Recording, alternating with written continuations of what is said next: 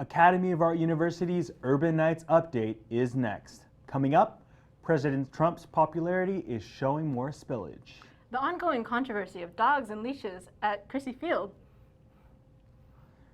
Why some merchants are deciding to refuse your cash and would rather have a credit card. And a preview of a new animated film featuring the voices of Alec Baldwin, Lisa Kudrow, and Jimmy Kimmel. All next on Urban Nights Update.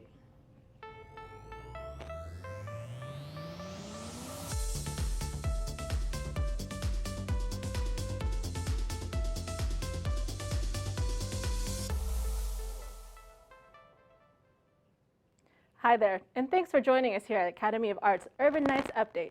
Here's what's been happening. A new public revelation by FBI Director James B. Comey. In his first day of testimony at a congressional hearing, the director admitted there is an open investigation into possible connections between the Kremlin and Trump campaign. This counterintelligence probe may reach all the way to the White House and last months. During this 5.5-hour hearing, Comey refused to answer questions about certain people close to the president who had fallen under suspicion, in case they are not charged with the crime. The House Intelligence Committee is investigating whether is there any merit to Trump's claim that former President Obama wiretapped Trump Tower. So far, there appears to be no evidence of it. After Neil Gorsuch's first Senate hearing, it appears that President Trump's Supreme Court nominee may be approved. There was a divide in reception from Gorsuch from both parties. He received glowing assessments from the Republicans, but vows of scrutiny from the Democrats. Because of the Republican majority in the Senate, the nomination is almost guaranteed. However, Democrats are still angry that Republicans held up Barack Obama's Supreme Court selection last year and refused to hold a hearing. Trump's approval ratings have fallen to 37% according to the Gallup poll, lower than any other president. Factors may be that Trump's rhetoric, aggressive social media presence, and overall tendency to deflect the media landscape. It is important to note that Republican Trump supporter approval is at 87%, while Democratic approval remain low. These polls don't determine the success of the failure or of the president. A majority of young adults, about 57%, consider Donald Trump's presidency as illegitimate. About 3/4 of this poll consists of African American, Latino, and other minorities. Trump's rhetoric and stance on issues such as the Muslim travel ban and building a wall of a border with Mexico have been a focused reason for his poor approval. 21-year-old student from Michigan states that, "I just think the voting was based on his celebrity status versus his ethics." The poll was conducted by the Black Youth Project. The long-awaited replacement for Obamacare has arrived, and the Republican Party is calling it the American Health Care Act. Although this new health care plan could increase costs for seniors, before the AHCA was introduced, the average senior aged 60 plus would pay $3,000, but with these new changes, seniors are looking at paying over $3,600. Trump Care promises to continue protection of those with pre-existing conditions. The process has begun for construction of the Mexican border wall. Prototypes are predicted to be finished in 3 months.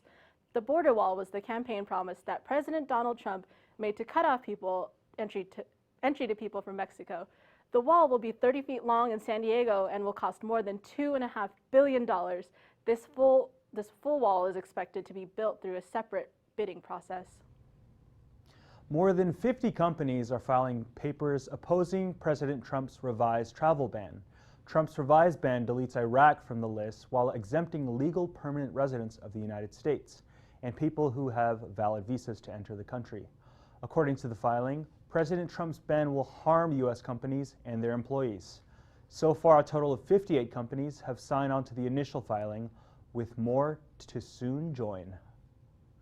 A former North Carolina police chief has been detained at John F. Kennedy International Airport. The former Greenville police chief, Hassan Aden, was put in detention for 90 minutes on his return trip from Paris. Aden was told his name was used as an alias on a watch list, and that he was indeed not being detained while security ran his passport. Aden says, "This is my country, and with things I see happening, I see certain rights eroding in the name of national security. It's worrisome." In a Southern California restaurant at the St. Mark, a waiter was fired after asking Latina customers to show proof of legal residency before taking their order. 23-year-old Brenda Carrillo said that the waiter asked her friend and her sister as a joke. However, they did not take this lightly. The upset customers complained to management, and as a result, the waiter lost his job. The director of operations at St. Mark also said that he would donate 10% of the restaurant's earnings to a charity of their choice. Police are investigating an incident at UC Hastings here in San Francisco as a possible anti-Semitic hate crime.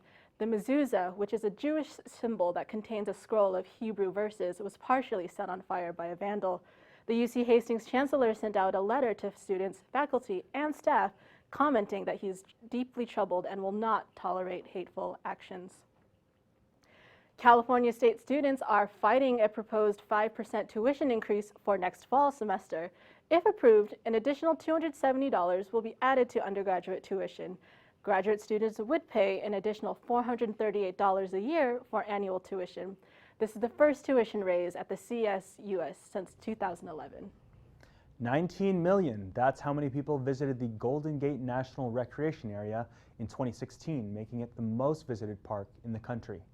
The centennial year for the National Park Service set a new record for attendance. Over 311 million people traveled to national parks last year, many of them for the first time here in San Francisco. Residents don't have to go very far to enjoy the pristine 83,000 acres of the Golden Gate National Recreation Area. Butterflies are back in the Presidio. Earlier this month, ecologists continued the reintroduction of the variable spotted butterfly to the park by releasing over 150,000 larvae. Before this week, the last time these butterflies were seen in the park was 1978. San Francisco is notorious for the number of butterflies that have gone extinct in the city.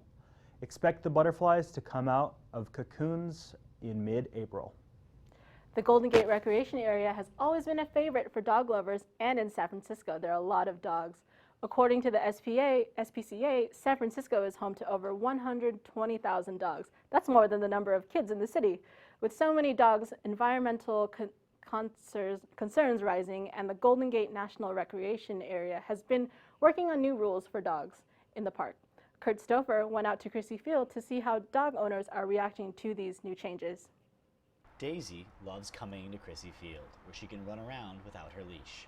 Which is fun for both of us, puts us both in a really good mood. But soon, all of this could change.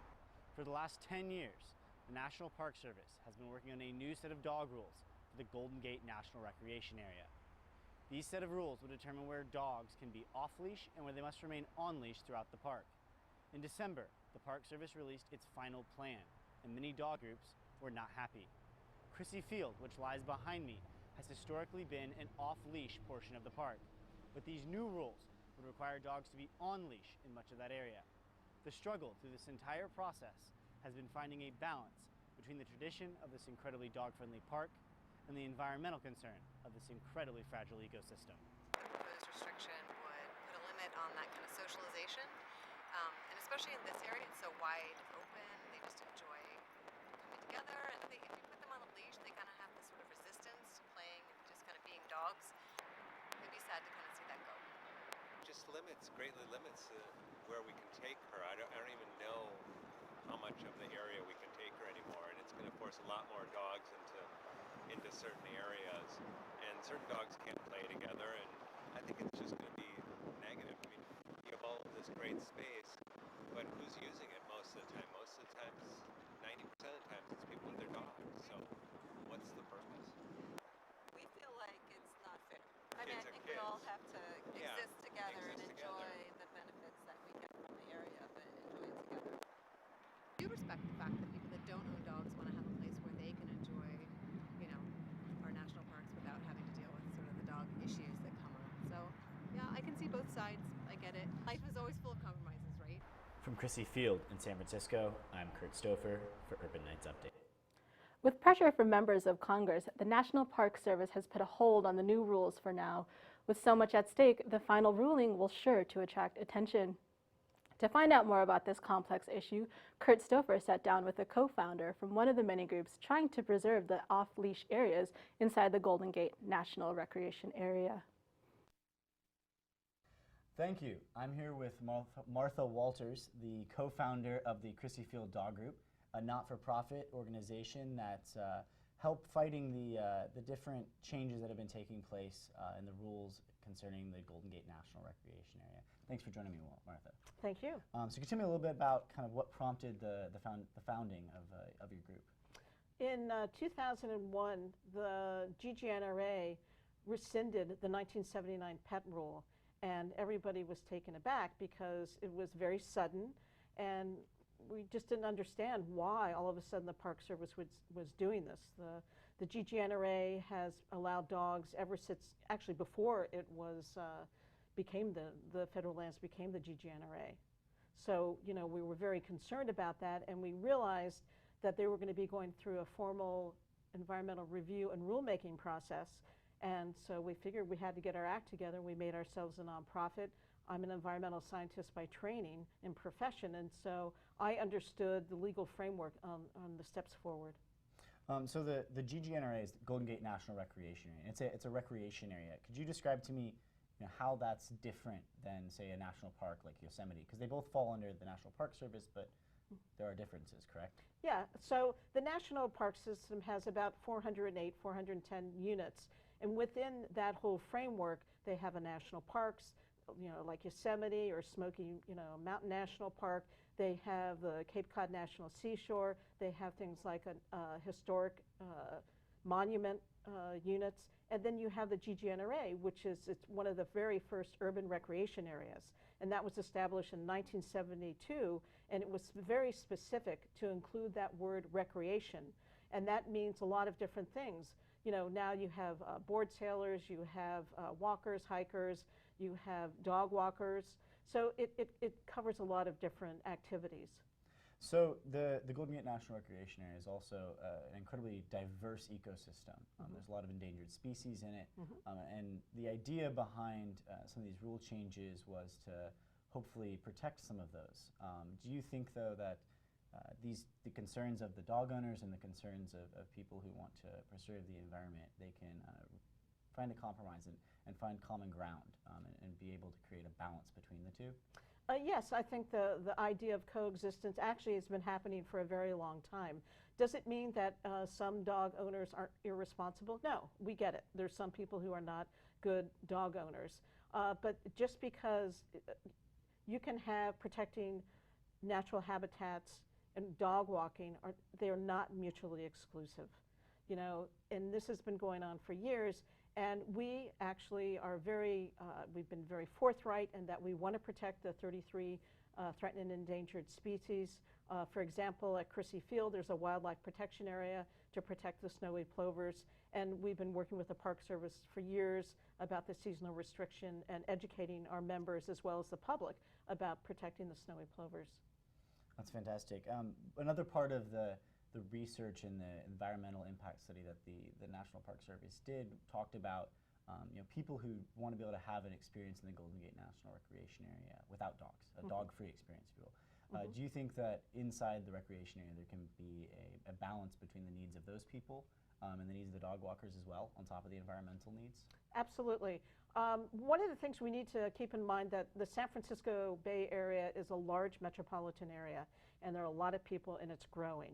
And so, for example, in San Francisco, a lot of the land on the perimeter of San Francisco is GGNRA lands. But also, there are many rural lands in Marin and actually San Francisco and San Mateo counties. And so there are plenty of places to have a dog-free experience. So, for example, the GGNRA encompasses 80,000 acres. And of that 80,000 acres, they manage 16,000 acres. Now, this is a little technical, but there are a lot of areas where there's a dog-free experience. So do you believe that the Golden Gate National Recreation Area can make a set of rules that will be acceptable to all the parties involved and be unbiased? Well, it's unclear right now because they're going to really have to go back and develop a very scientific baseline data to even just begin the whole process. And I just don't know if there's enough political will or interest on their part at this particular juncture. Awesome, that's fantastic. Well, thank you for joining me. Yep, thank you. Back to you guys. Thanks, Kurt and Martha. Over 21,000 pounds of frozen pizza have been recalled from a California manufacturer due to possible Listeria contamination. RBR Meat Company Inc.'s Market-Side Supreme Frozen Pizza is the main product that contains Listeria and was sold at Walmart stores across the nation. There have been no reported reactions from people eating this product, yet it still remains a health hazard that will cause serious illness or death. Have you ever heard of the eraser challenge? Apparently kids today are rubbing their skin vigorously with erasers until it breaks what they're doing. This is a dare. They're not aware that this can cause permanent scars, staph infections, or even death through toxic shock syndrome. Sometimes they post pictures of this on social media. These postings have grabbed the attention of parents and school officials, who have also turned to social media to warn that it is dangerous. According to the Australian Air Safety investigators, a woman suffered burns to her face when her battery-operated headphones exploded on a flight from Beijing to Melbourne. She was asleep and woke to a loud explosion during the flight. She felt a burning feeling on her face and threw the headphones to the floor. She saw that they were on fire. The flight attendants threw water on the headphones. The transport agency said it believes the batteries, not the headphones, caused the fire. Chelsea Clinton is joining the board of directors of the travel site Expedia. Documents filed with security regulators last Friday state that the daughter of Hillary Clinton has joined the 14-member board. Expedia did not disclose how much she would pay, but non-employee directors each earned more than $250,000 in 2015, according to the most recent regulatory filings. This filing comes a day after publishers Penguin Young Readers announced that they would be publishing a book by Chelsea Clinton on May 30th entitled She Persisted. Uber president Jeff Jones has resigned. This comes 6 months after he joined the company. The number 2 executive cited differences in beliefs and approach to leadership as the reason for his departure, according to technology news site Red Code. Jones is the latest in a series of departures of high-level executives for Uber. Earlier this month, the engineering executive was asked to resign amid claims of sexual harassment, and Ed Baker, Uber's VP of Product and Growth, also quit this month. We usually associate new technology with more options, but some establishments are limiting your options at the register. Kurt Stouffer went out to learn more. Cash-only businesses have been a staple in many industries for a very long time. That old school feel of like peanuts and PBRs, you know? The U.S. Small Business Administration has warned that establishments might be missing out on a sizable revenue stream by only allowing cash. Revelations like this have led to an influx in the amount of businesses accepting credit cards over the past 5 years. Yet some business owners have gone a step further. They have gone cashless and only accept credit cards. Is this where the future is headed? You might be interested to find out why some businesses have chosen to do this. We have counterfeiters coming here all the time. We have people who are robbing our cash registers as well. Cards is so easy. They just sign the paper. We don't have to go to the bank to make a deposit. Everything is accurate at the end of the day. So. I find myself using credit cards more. I just think they're more convenient, better for the environment. Square is really easy. You see a lot of merchants using those nowadays. I think it's great technology. We're not afraid of not having somebody who's not coming here just because we don't accept cash. Most of our business is a cash business, credit cards business anyway. So the cash business very minimal here. That's fair. There might be a touch of nuance that may be lost from, not having that old school feel of, I think it's maybe the sentiment might be something that we miss 100 years from now. But I think it's just scan the damn thing and let's go. In San Francisco, I'm Kurt Stouffer for Urban Nights Update. It will be interesting to see if this new trend catches on. With the Bay Area at the forefront of the tech world, you can expect to see more innovations in your shopping experience in the near future. Former San Francisco 49ers receiver Dwight Clark let the world know that he has ALS. Through a recent tweet on Twitter, Clark says, "I wanted to share some unfortunate news. I have ALS. It is unfortunate that the man who is responsible for The Catch has caught a disease that could shorten his life. Clark believes that football may be the cause of his disease, and recent scientific evidence bears that out. Super Bowl legend Tom Brady is relieved today after finding out that both of his jerseys from Super Bowl 49 and Super Bowl 51 have been found. Investigators say both jerseys were found in the possession of a credentialed member of the international media. Brady says, "I am happy my jerseys from Super Bowl 49 and Super Bowl 51 have been recovered. Hopefully when I get the jerseys back, I can make something very positive come from this experience." News outlets are reporting that the jerseys were found in Mexico. Let's see what happened this week in sports. Sarah Rosenthal has more. Sarah? Thank you, Pau. It's been a busy week for the AAU Urban Knights sports teams. Last Monday, during the women's softball team's win over Notre Dame de Namur, freshman pitcher Hannah Rose Balke pitched the program's first no-hitter against an NCAA Division II team in her start. This was a great game for the Urban Knights. Head coach Sonia Garnett talked about their future game plans for the season.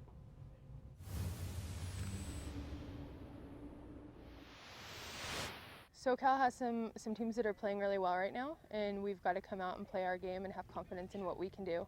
And I think we're prepared to do that. If we do what's asked of us and we continue to work hard and have fun at the plate, I think we're going to be successful. So really proud of Hannah today getting that no-hitter. That's huge. The women's tennis team also swept Stanislaus State 8-1 last week. It was a busy week for the team as they had several days of games. Head coach Nicole Bricenzo Garzon talked about how her team is finding motivation for the next few weeks and what their plans are for the next games.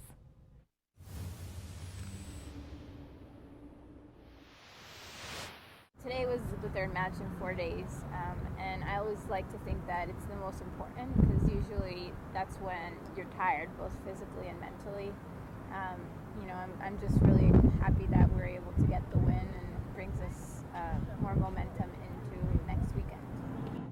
If you want to come out and support the Urban Knights sports teams locally, the men's baseball team will be playing against California Baptist in Oakland, California for 3 days of games, starting March 23rd. If you want to catch track and field, you can go to Cox Stadium on March 30th to watch. The track and field team recently competed in the NCAA Division II Indoor Track and Field Championships in Birmingham, Alabama. The team finished 5th overall. AAU student Balade Ajamale made a big splash at this event by taking 2 national titles. He also was recently named D2 Track Athlete of the Year. I sat down with him to get his thoughts on his accomplishments. So congratulations on being named the D2 National Athlete of the Year. How does that title make you feel? It feels great. I was hoping for it all through indoor season. I started competing later in the season. I think everyone had started doing 2 meets before I had, and I was just hoping that I could go out and do the best I could.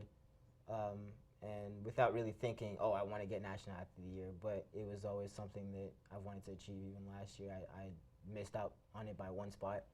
And so to achieve it this year is a big accomplishment. I'm really happy about it. So you've broken a lot of records while in school. At the indoor championships, you defended your 60-meter title, and you broke the NCAA record in the 200. How does that feel? It feels great.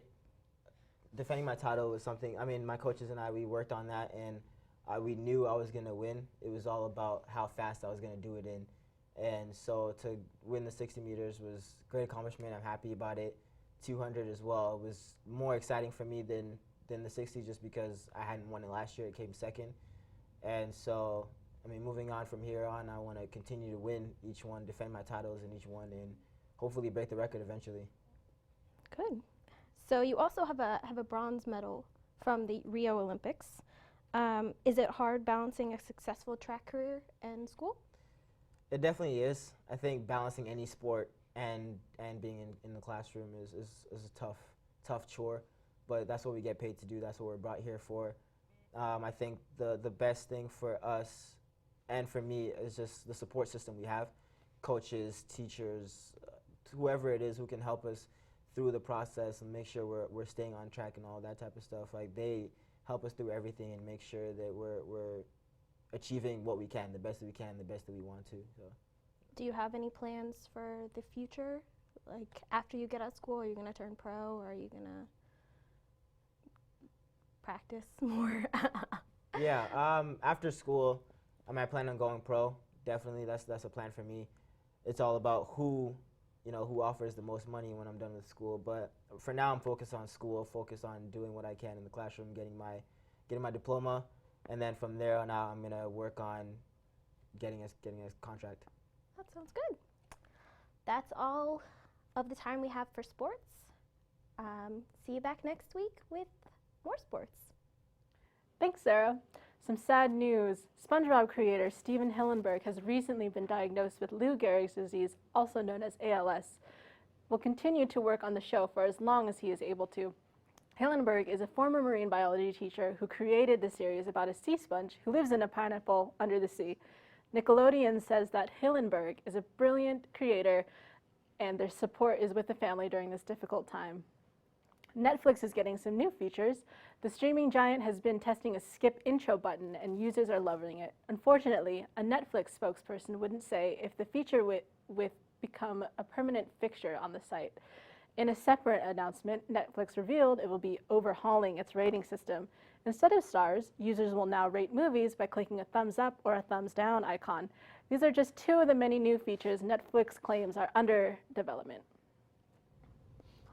Now you can catch your favorite movies and a flight all in one go. Portland, Oregon's International Airport has officially opened the free micro cinema on Concourse C. The cinema has enough room for just under 50 people. The cinema replaces the post-security service center, so now instead of sitting at work tables with power outlets, passengers can use the space to watch an hour-long reel of G-rated short films by Oregon filmmakers. Disney's live-action Beauty and the Beast just hit the box office and is already breaking records for G-rated movies. The movie was estimated to have over $170 million in its opening weekend. In the US alone, the previous record holder being last year's Finding Dory, debuting with the PG best $135 million. Speaking of movies, here's Shalia Brooks with this week's entertainment news. Hey guys, I'm Shalia Brooks to tell you everything you need to know for entertainment this week. This week we're starting off with the 3 strange celebrity fun facts. Have you ever got fired from a job? Don't be embarrassed. Some of your favorite celebrities have been fired too before they were successful. Before everybody's favorite material girl, Madonna, was famous, she worked at Dunkin' Donuts in Times Square and was fired for squirting jelly filling on customers. Whoa, way to go out with a bang. Oprah, the Billionaires Club member Oprah Winfrey, was fired from a Baltimore news anchor job early in her career. The producer told her she was unfit for television news. She sure showed him. And finally, my Harry Potter fans, the beloved author J.K. Rowling was fired from her secretary job for always daydreaming and writing about a certain character we all know and love, Harry Potter. She survived on welfare until the first Harry Potter book came out in 1997, and the rest is history. Yes, spring is here, but summer and the best movies of the year are on the way as well. The super hot duo Dwayne Johnson and Zac Efron are bringing Baywatch back. Here's a preview. Our team is the elite of the elite. We're the heart and soul of this very beach. We protect when other people don't want to protect. And we go above and beyond.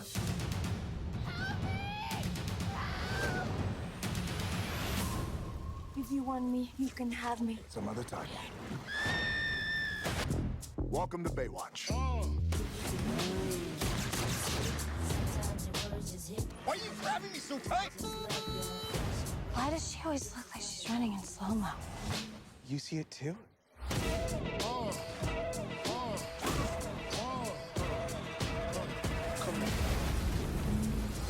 You turned the canals into the damn X Games. Yeah, that's because we were in lifeguard pursuit. There's no such thing as lifeguard pursuit. How do I explain this so that you people understand? You people? You people? Oh, you don't get to say that. You're just tan. Right on. Come on, brother. Now that's one movie I'm sure will do well in the summer box office. Baywatch will be in theaters Friday, May 26th. My time is almost up, but before I go, let's check out what's on the Billboard Top 5 list this week. At number 5 is my favorite Rihanna, a song we all can relate to, Love on the Brain. At number 4 is Ann and Taylor Swift, I Don't Want to Live Forever. At number 3 is the oh so smooth Bruno Mars with That's What I Like. At number 2 is the cool kids of hip hop, Migos, with their smash hit Bad and Bougie. And at number 1 is Ed Sheeran, Shape of You. DreamWorks' newest film, Boss Baby, hits theaters later this month. Urban Nights update reporter Taylor Kimber sat down with director Tom McGrath and producer Ramsey Nato to talk about the newest baby on board. The Templetons are making way for their newest addition in the family, but this baby has other plans. DreamWorks' newest animated film, Boss Baby, explains the hidden truth when a new baby arrives. Producer Ramsey Nato and director Tom McGrath talk more about the new boss. Our mortal enemy, puppies. No, that's exactly the problem. What was the inspiration behind Boss Baby? Well, Boss Baby is based on a book written by Marla Frazee, and it's a 27, 30-page picture book, and it's very thin. But the idea is very big, and it's about what it feels like when a baby comes into your life. Big brother Timmy doesn't believe that his baby brother is a baby who only needs love and affection. Who are you? I'm on a mission. There's not enough love to go around. My job is to find out why. Now give me a double espresso and see if there's some place around here with decent sushi. I'd kill for a spicy tuna roll right about now. For first-time parents, he's the boss. And what we did is that we added the storyline, the sibling rivalry storyline. We added, to broaden the scope of the film. This is war.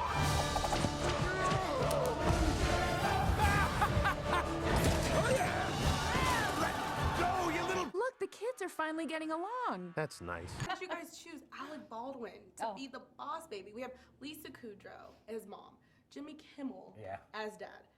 A bossy baby in a suit, and this cute baby, Alec, came to the mind first. Having worked with him on Madagascar 2, he was so funny and so great. I'm just thinking, this guy has to star in his own movie. You obviously didn't go to business school. The numbers just don't add up. Stay out of my way, or there's going to be cutbacks. Let's just say I'm the boss. Yeah, that was a no-brainer. That we La la la la la la la la. No, no way, no. You don't mean love each other. Disgusting. So without giving away too much of the movie, what is the message behind Boss Baby? There's enough love for everybody. Really, at the end of the day, it's just like, parents have enough love for all their kids, they really do. And to be wired for this need for attention and love when really it's about giving it. Because when you give it, you get it back, and you get it back 10 times as much. Have you learned anything? A, B, C, D. No, what have you learned about puppies? Hey, puppies! No, Jimbo, puppies are evil. Stacy, read back the notes. I can't read. What's it say? Boss parents! Oh, it's like they're having their own little meeting. Who wants dessert? This is so humiliating. You can catch this Boss Baby on the big screen March 31st. That cookie down. Cookies are for closers. You won't want to miss this one. Boss Baby has been named one of the best animated movies of 2017 by Variety.com. And that wraps up the entertainment segment. See you next time. Thanks, Shalia. The movie was a lot of fun. Well, that wraps it up for this edition of Urban Nights Update. I'm Nina Magpusau. And I'm Paolo Picardo. For everyone here, thanks for joining us. We'll be off for spring break, so we'll see you back in 2 weeks. See you then.